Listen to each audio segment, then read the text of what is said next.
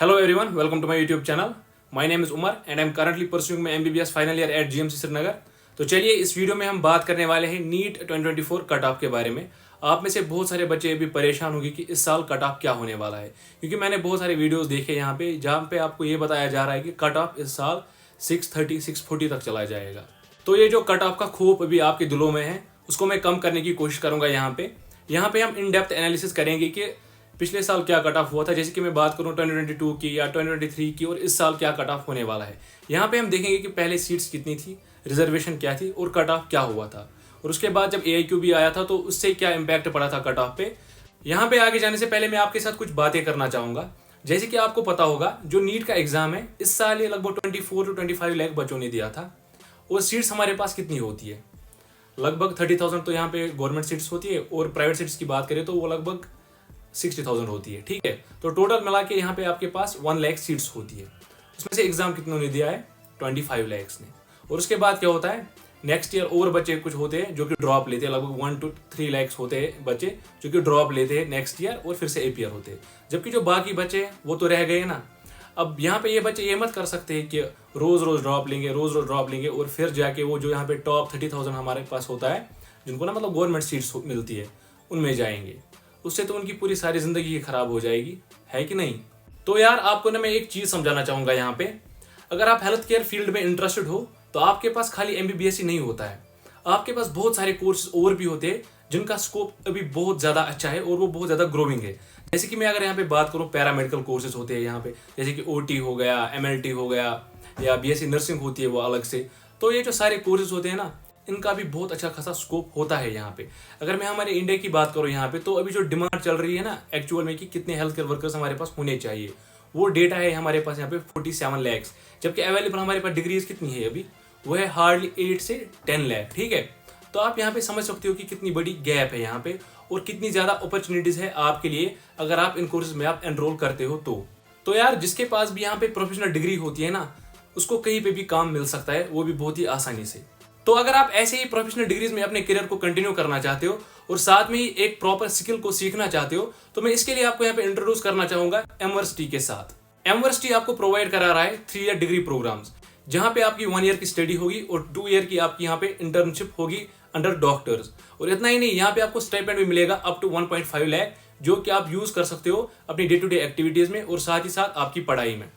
यहाँ पे आप बहुत सारी डिग्रीज में एनरोल कर सकते हो, जैसे कि MLT हो गया, OT हो गई, साथ में और भी पैरामेडिकल कोर्सेज होते हैं, वो सारे यहाँ पे अवेलेबल है।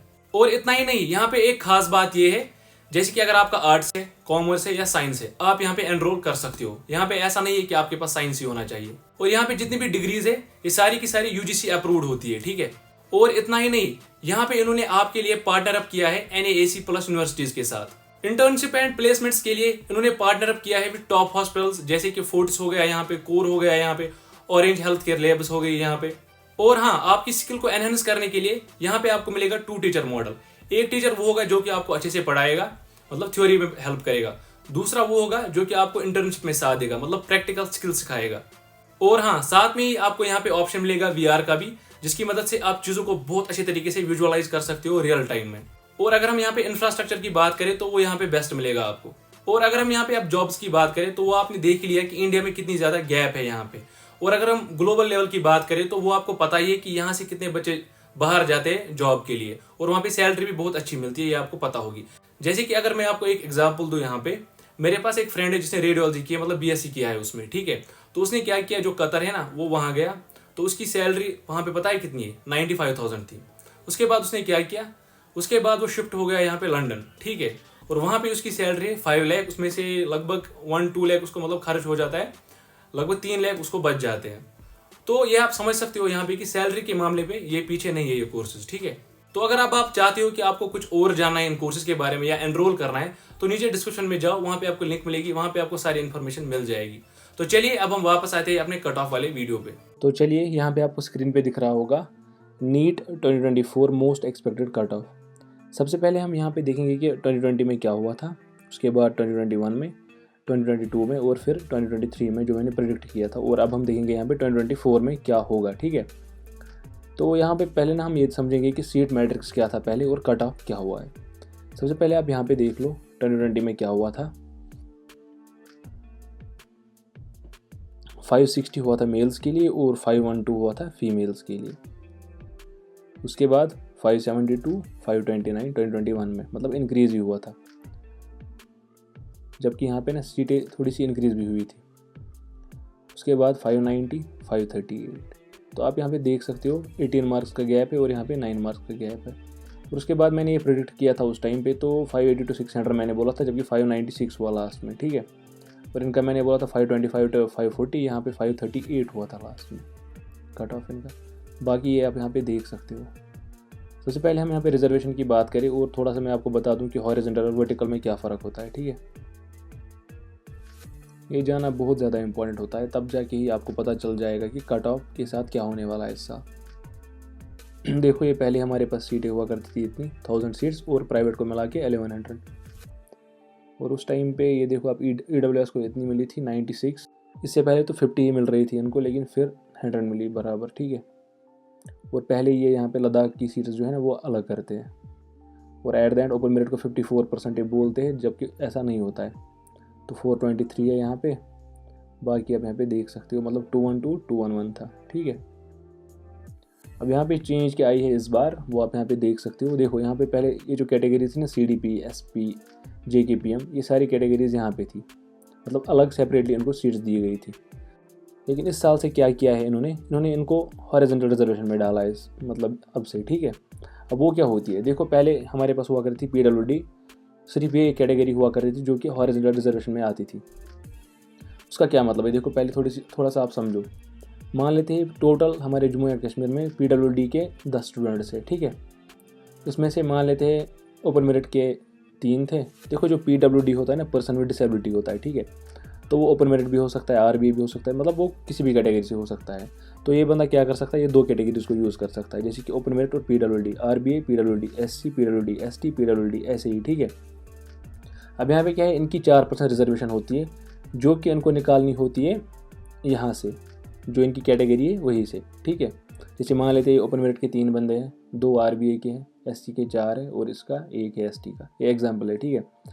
तो इनको क्या करना है, जो 423 सीट्स आपकी है टोटल ओपन मेरिट से, यहाँ पे इनको सीट्स रखनी पड़ती है 4% सीट्स ओपन मेरिट PWD के लिए।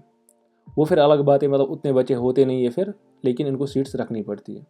ऐसे ही RBA के लिए भी इनको ऐसे ही रखना है 4% RBA PWD, ऐसे ही हर एक कैटेगरी, मतलब इन कैटेगरी से भी इनको निकालना है PWD के लिए अलग सीट्स, उसी को बोलते हैं हम यहाँ पे हॉरिजॉन्टल रिजर्वेशन। जबकि जो ऐसी रिजर्वेशन होती है ना, जो अपनी है सीधे ओपन मेरिट को इतना, EWS को इतना, OSC को इतना, इसको हम बोलते हैं वर्टिकल, ठीक है।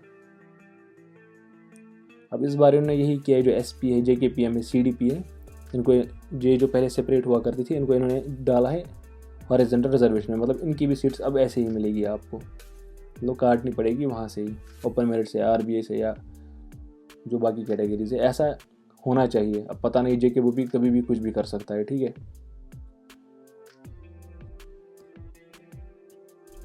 उसके बाद है यहाँ पे ये, उसके बाद कुछ कॉलेजेस यहाँ पे शायद ऐड हुए थे, नहीं यहाँ पे तो सेम ही है फिलहाल 850 सीट्स, मतलब यहाँ पे AIQ लगा था, ठीक है। AIQ हुआ था यहाँ पे, ऑल इंडिया कोटा में सीट्स गई थी 15%, फिर यहाँ पे 180 रही थी आपके लिए, ठीक है।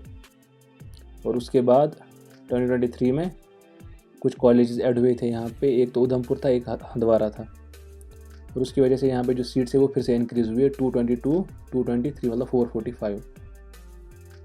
तो ऐसे चलता है ये, ठीक है। बाकी रिजर्वेशन सेम ही थी, लेकिन अब इस बार क्या हुआ है, ये नया है। SC को इन्होंने दिए है 8%, जो कि पहले ही थी, 78 सीट्स है वो। ST की पहले मतलब 10% थी रिजर्वेशन, अब यहाँ पे 20% है, मतलब सीधे डबल सीट्स हुई है, 97 थी इंटू 2 कर दो। वैसे ये फिर कुछ भी करते हैं, लेकिन फ़िलहाल हमारी जो कैलकुलेशन है वो ऐसी ही है। उसके बाद OBC, इसको पहले OSC बोला जाता था, अब OBC है, इसके पास 4% थी, अब यहाँ पे 8% है, मतलब 38 इंटू 2। ऐसे ही ALC 39, RBA 97, EWS 80।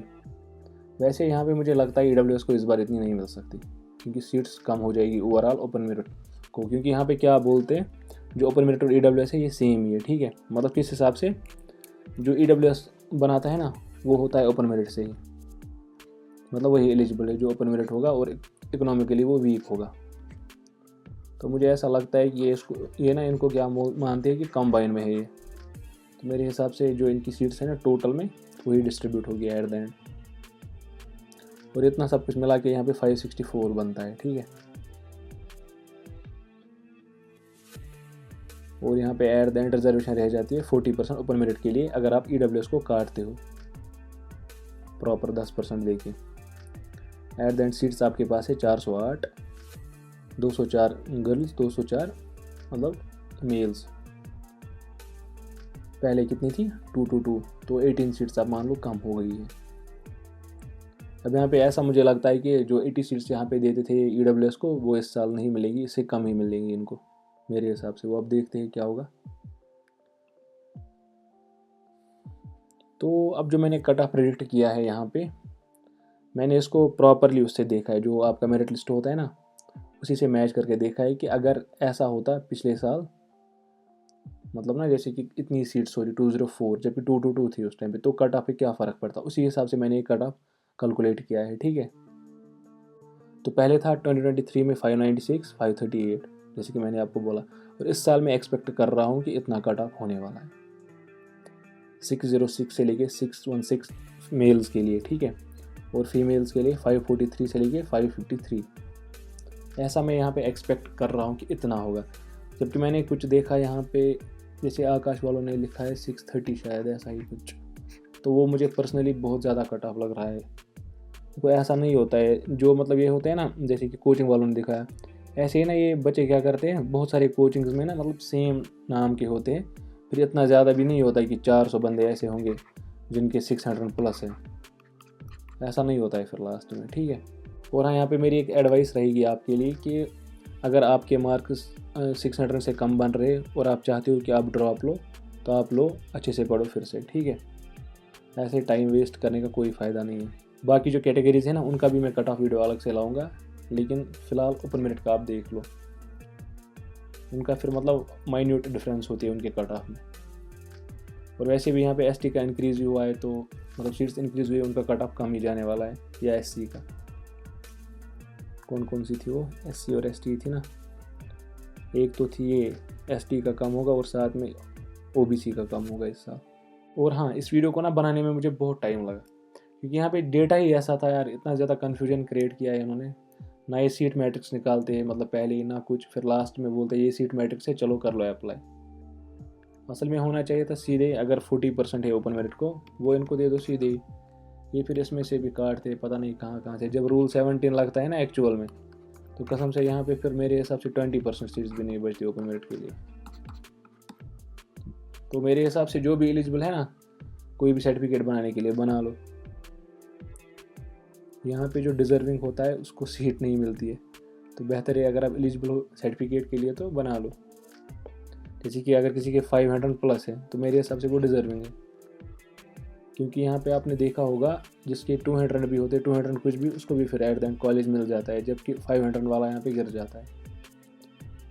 तो इसीलिए जिसके पास भी मतलब ऐसा है सिस्टम कि वो बना सकता है, एलिजिबल है तो बना लो, इसमें क्या प्रॉब्लम है। तो बस इस वीडियो में इतना ही, थैंक यू।